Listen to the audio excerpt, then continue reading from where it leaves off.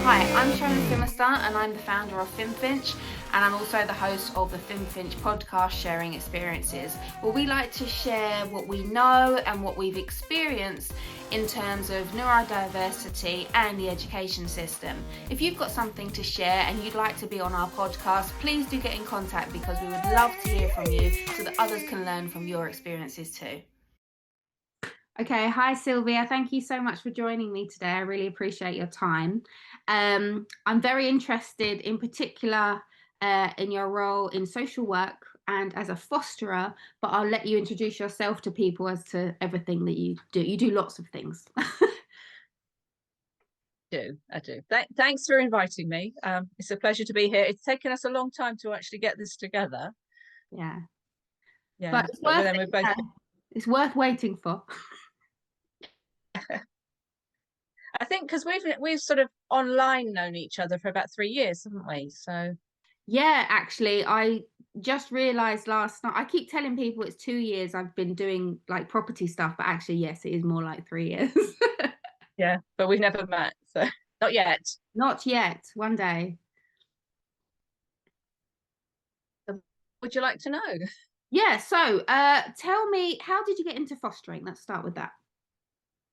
Right. Well, we've been fostering a full time. I think it's about 14 or 15 years.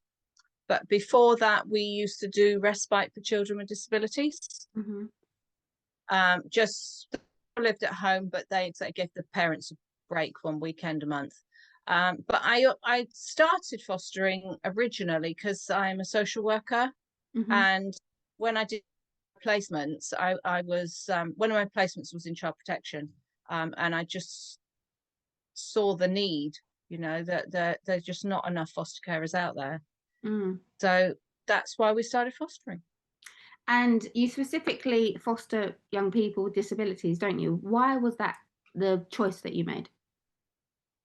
Um, my father had a disability; he had cerebral palsy, Okay. so it's just something as part of my DNA, being around people with disabilities. Mm-hmm. And there's such a difficulty finding foster carers, particularly children with physical disabilities who are in a wheelchair. There's a real shortage. So we had a child with us for 5.5 years. He's now, well, he was 22 last week, so he's grown up. But we particularly wanted to foster children who needed to use a wheelchair because just there's such a shortage. Mm. And when I used to think that I wanted to foster. I still might when I'm older, not at the moment. And I've always thought it would be really hard to like say goodbye to them. Is that a difficult thing to do? Ours never go, um, Okay, you just but they collect go. more.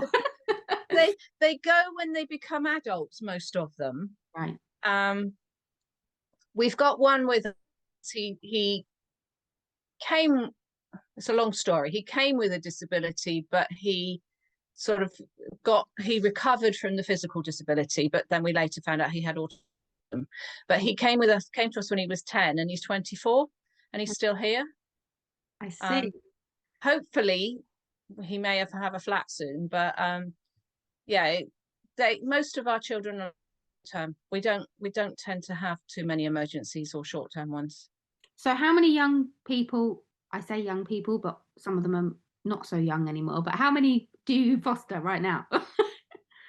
Right now we've got 4. Okay. And is 4 kind of your limit, or do you sometimes have more than that? No, officially you're only meant to have 3.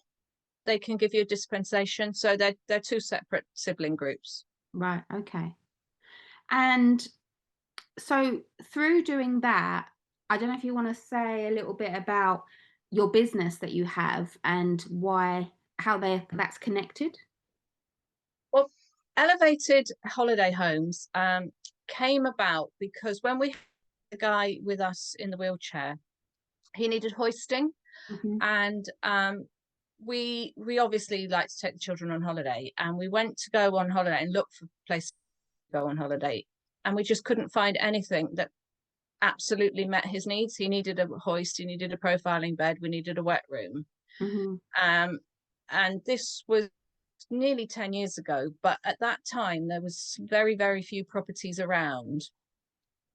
So during lockdown, when we were all reconsidering our futures, we thought, well, why don't we use our property experience and our disability experience, put them together and set up our own accessible holiday home? Mm-hmm. So with the help of an investor, we bought our first one, which was in Plymouth. Mm-hmm. That was so successful, we then bought another one in Poole, which has just opened. And then we're buying another one in Torquay.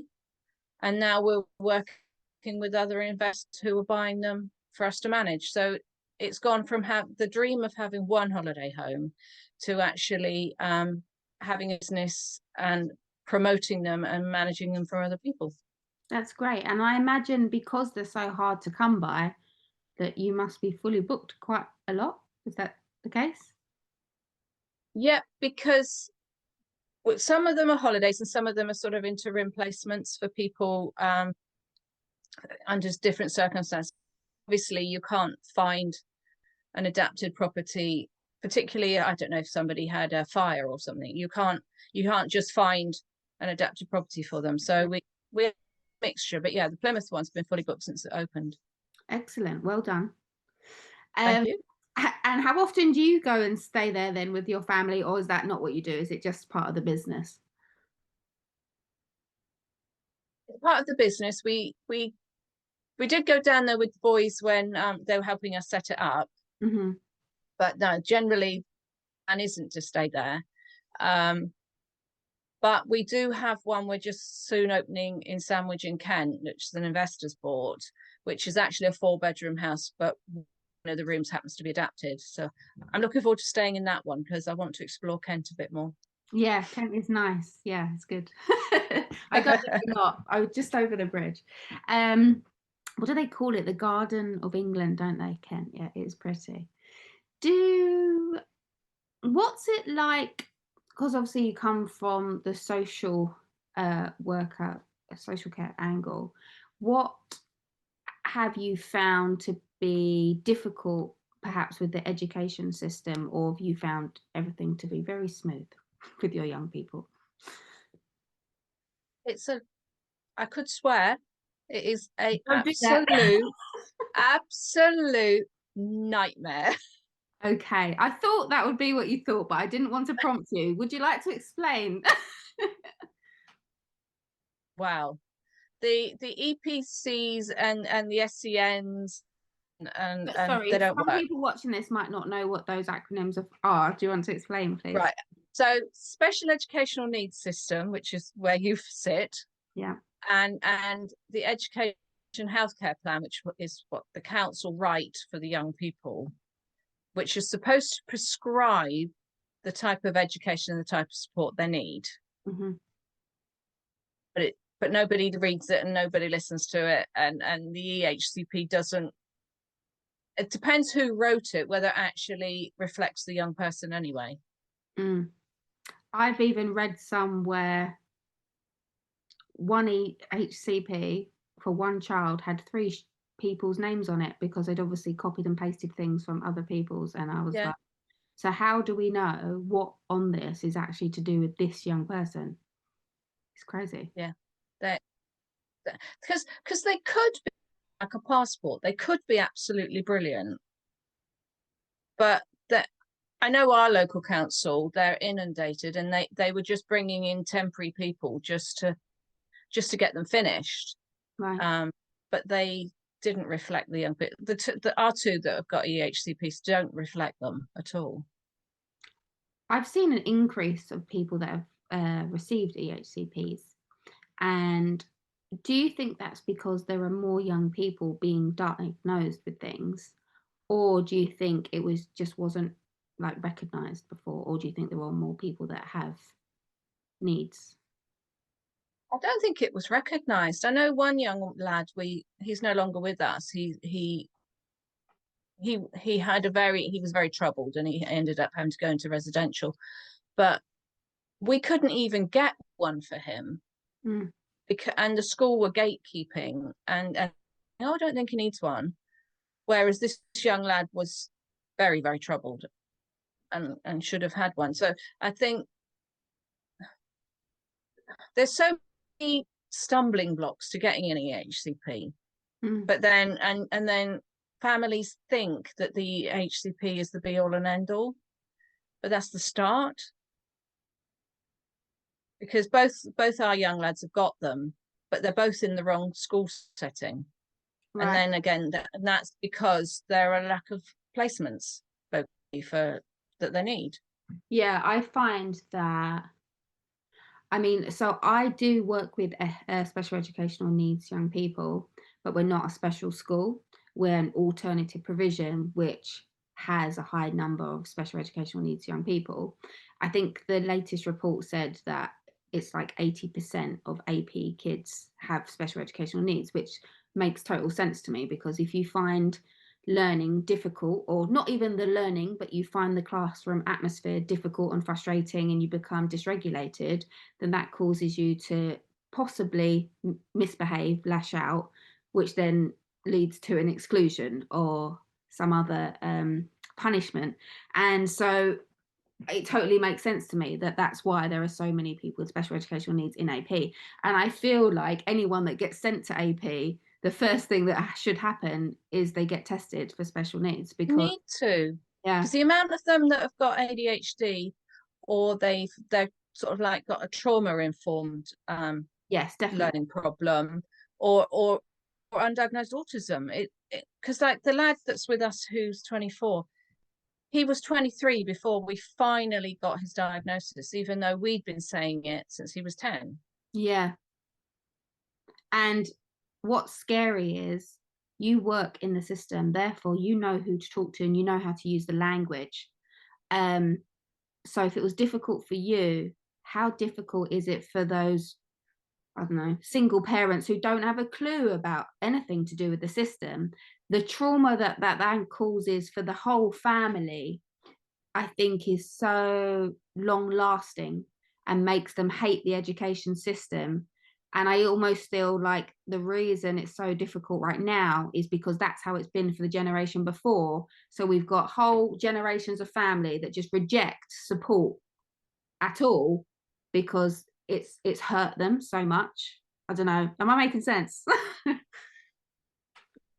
No, you are. But it's not even that, because like you're saying, I know the system, but even accessing equipment for sort of like children with disabilities, just accessing anything at the moment is just a nightmare. Yeah. There is no money, social services is on its knees, education's on its knees. Yeah. But the demand is higher than ever. Yes. And like I was saying, we're not actually a special school. And so my particular school is doing our best to cater for the young people that get sent to us. We don't know who's going to get sent to us, don't know who's going to get excluded. But doing your best doesn't always mean that you're the best person to do it. Like, your heart could be in the right place, but you might not have the right training or the right equipment, or sometimes you've got both of those things, but if you don't have the space to do something, like in particular my young people, it doesn't work to have lots of them in the same room. Like, they need to have time and space to go talk to an adult, a trusting adult, and say, this is what's going on with my life. And I don't mean counseling, just to build a trusted relationship with an adult, and we don't have the space to do that. No. You mentioned trauma before.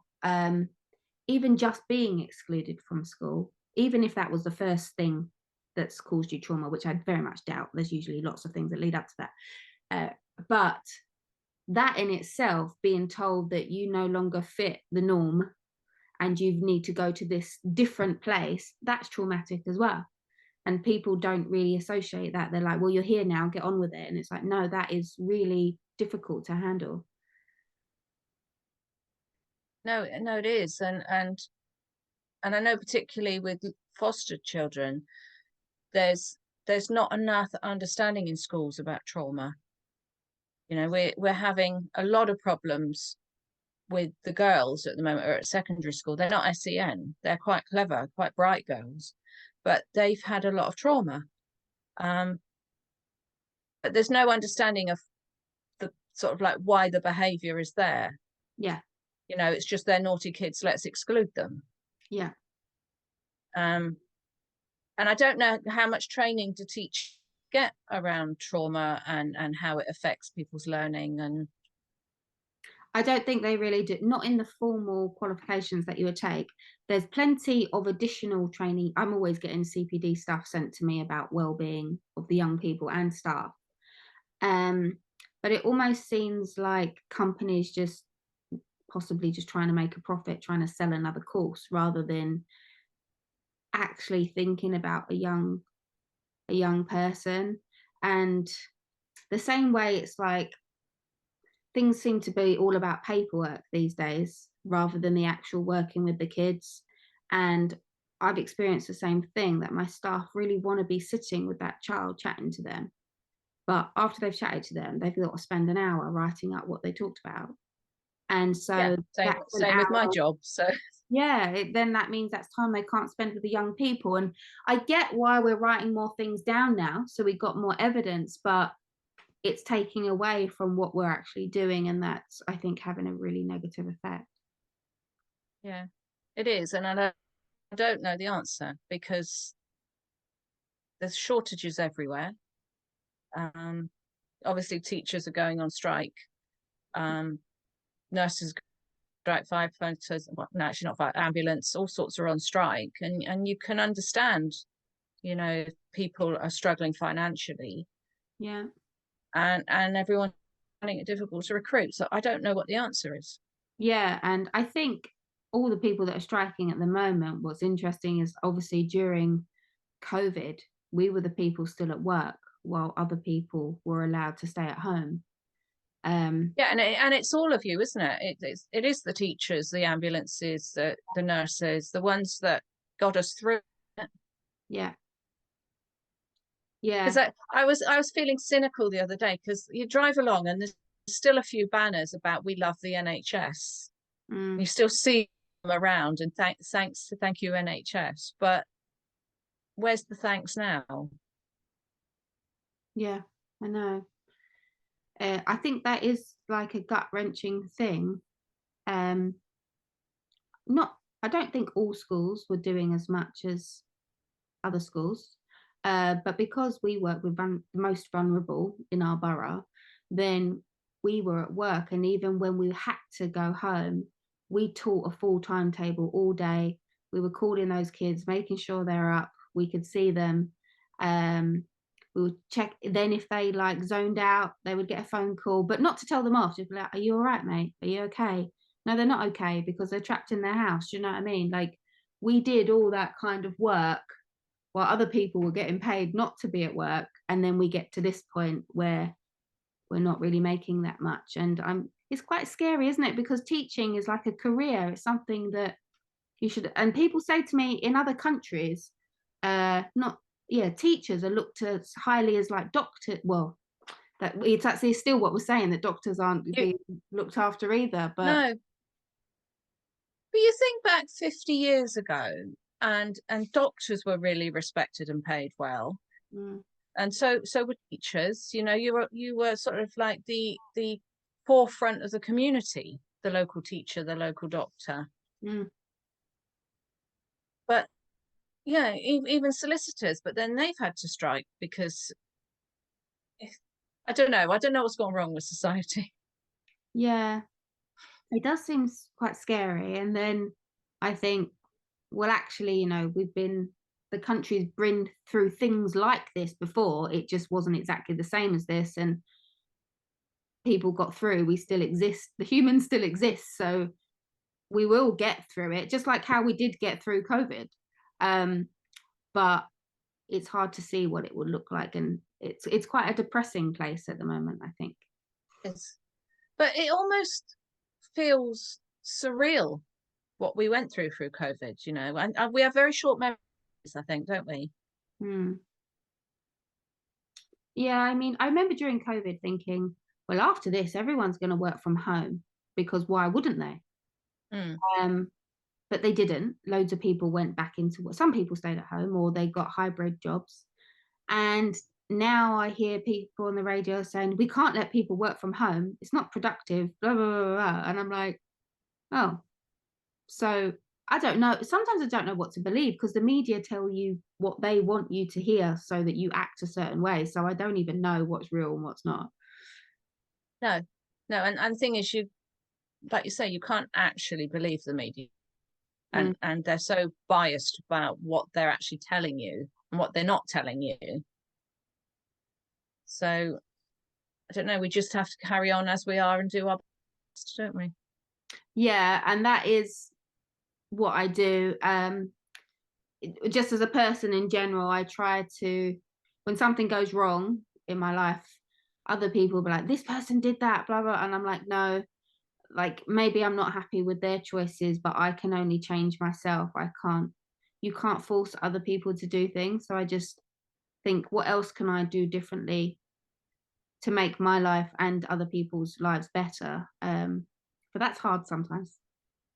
It is, and I think people like, we just distance ourselves and carry on, like you said, and we can, yeah, we can only control what we do. Yeah. Yeah. We, because our kids at the moment, it seems harder, the work I do at the moment, and I'm not sure if it is harder or if we're more tired Yeah. or if COVID, because although we were working really hard, we were working differently. Maybe we got used to that and lazy in other ways. I'm not saying we did. I'm always evaluating like what is going on right now. What little things can we change that might make it different. I'm always trying to encourage my staff to do what they're passionate about. And they say to me, oh, Shona, we talk about doing this, but we haven't done it. I'm like, what do you mean we? You write your own scheme of work. You tell me you've got an idea. Like I deliver what I enjoy and I do it well because I'm passionate about it. If you tell me to teach history, I'm not against history, but I wouldn't be good at it. I'm not passionate about that. So if you've got an idea for a project, you tell me, I'll tell you if I've got any money in the budget. And even if I don't, I'll give you advice on how you can still make it happen with what little resources we have. So it's really about people turning talk into action, I think. And I think that's something that we've both done with our passions. Mm. You with your alternative school you want to do, and obviously with my holiday homes. Mm. But I don't know, that we must have a fire in our belly that other people don't have. So Maybe, or sometimes when I think about like the trauma of my young people, and I think, was I lucky that I didn't have a traumatic childhood? And so maybe that's how I ended up here. But I don't know if that's true. Would you say that was true of you? I think that the only trauma I had really was growing up with poverty and discrimination, Okay. because like the 70s was very hard on disabled people. You know, a lot of these horrible words that people use now Mhm. come from the 70s. Okay. Um, and there was a lot of labeling. If somebody in your family, because obviously we know all about the racism in the 70s, but there was a lot of discrimination against disability. Hmm. And I think that's what potentially has made me tough, because there was a lot of bullying and everything else. But I did have a very loving home, so I didn't have trauma in that respect. But there was a lot of bullying, and I think potentially maybe that's what's made me tough, Mm. but and determined. But I don't know. There's a lot of children that have been in the care system that have made a success of themselves, but I think there's a lot more that haven't. And obviously we know that there's a lot of homeless and a lot of people in prison that were part of the care system. Yeah. Mm. I think, and that people who are in that system right now, if they know those statistics, think that must be heartbreaking to think that they are a number like that statistic. I don't know. It must. Yeah, it must mean a lot. I remember when I was diagnosed with ADD. For people who don't know, that's attention deficit disorder, and I didn't know that I had that. I thought I was dyslexic, so I went for my dyslexic test. It was like 3 hours long, and then he said, yes, you are, and you also have ADD. And I was like, what's that? So he told me, and I went to look it up, and I read my personality on a screen, and I remember being like, oh my god, I thought I was really unique in my personality, because I'm always jumping around and stuff, and people call me weird, but in a sometimes a friendly way, not a friendly way. But then I realized it wasn't my personality at all. It was because I had this it was because I was this. And that was quite not traumatic, but that was something I went through. Yeah. Yeah, because you do think it's your personality, but like you said, when there's a label you can put to it, and even my husband, I'm sure he's got traits of dyslexia, because he's yeah, it's a bit odd sometimes. I find myself well, because I've worked in this sector for about 15 years now, I just like can see a special need on some people, and I am a bit too verbal about it. I think I remember I had a Zoom meeting with somebody yesterday, and I went, "You got ADHD?" And they were like, "No, I'm just really passionate. That's why I talk about this like this." And I was like, "Okay, sorry, I didn't mean to offend you."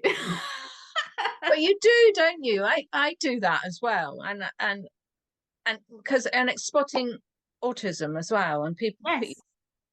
and you look at somebody and you think, yeah, you're on the spectrum, and no one's ever sort of said it to them before. Yes, and I get kids in year 11 who have been through all this stuff, and they've got all this paperwork about all this stuff they've done, and they walk through the door, and within 1 minute I'm like, that kid's autistic. Yeah, And I think, how did they get to us in year 11, so they're 15, 16, and nobody has said this before? I I know. just don't understand. Is it, I just assume that everyone can see it, but I guess they can't. It's because that's who I work with. But and I'm the same. I can spot it a mile off. Mm. We had it with the guy that's now 24. We've got one now that's 11, and I put absolute put money on the fact he's autistic. He's really clever, but then he's got all his stims, and he's got all these sort of movements, and it's very ordered in everything he does, and then he's got all these sensory things, and you think, yeah, you're definitely autistic. And I say it to anyone else, and they say, oh, we've never noticed it, you know. Mm. How can you not notice it? And, Yeah. and some people fear the diagnosis, but I think it's like a badge that actually can carry you forward. If you know you've got it, you can celebrate and work around it, can't you? Yeah. I mean, sometimes I think I do that a bit too much. So I can't spell. And so it upsets me when people, it used to upset me when people would say, oh, you've spelt this wrong. And sometimes it makes me a bit angry. And normally I just throw back a message that says hashtag dyslexic. And I don't know if they think I'm joking or not, but I just think, let me just put it out there. Yeah. And there are people I know who are quite close that I see regularly, and spelling really bothers them. And I've tried to explain to them how it affects me, that they point out every spelling mistake they see. They're like, oh, that poster's got a spelling mistake on it. And I think, why do you care? But then I also think maybe they've got something, maybe they're like autistic, and actually that really, really, really bothers them that that has a mistake. Yeah. I should stop being so selfish about my own needs because they um but yeah, I like to just, I mean, you know that I trained to be a head teacher. I'm not a head teacher at the moment, but I have the qualification. And I remember when I was asked to do that training, I thought to myself, I can't be a head teacher. I can't spell things. Like when I send things off, I know that there are mistakes, and some people will look past that and some people won't. But if you're a head, I just feel like you're going to get picked apart for that. And I was told, no, don't worry about it. Like, you can have a PA. And I'm like, well, I could, but that means you're paying somebody else to help me with my difficulty, which they like, that makes me feel guilty, you know? Mm. It's interesting, isn't it? Because where I actually teach social work students, and quite a few of them are coming through that are dyslexic. Yeah. And for some reason I seem to be able to work really well with dyslexic students. But it always fascinates me when you read their writing that, to me, sometimes a sentence and it's typical dyslexia, it's quite jumbled, or even they replace a word with a word because they think it's the same word. Is this when they're writing or when they're typing? Well, I only see typing, so I've noticed that my computer, the word student, I don't know why, my computer has learnt that it spells student wrong, basically. So whether I spell it right or wrong, I'm convinced it says it gives me the wrong one.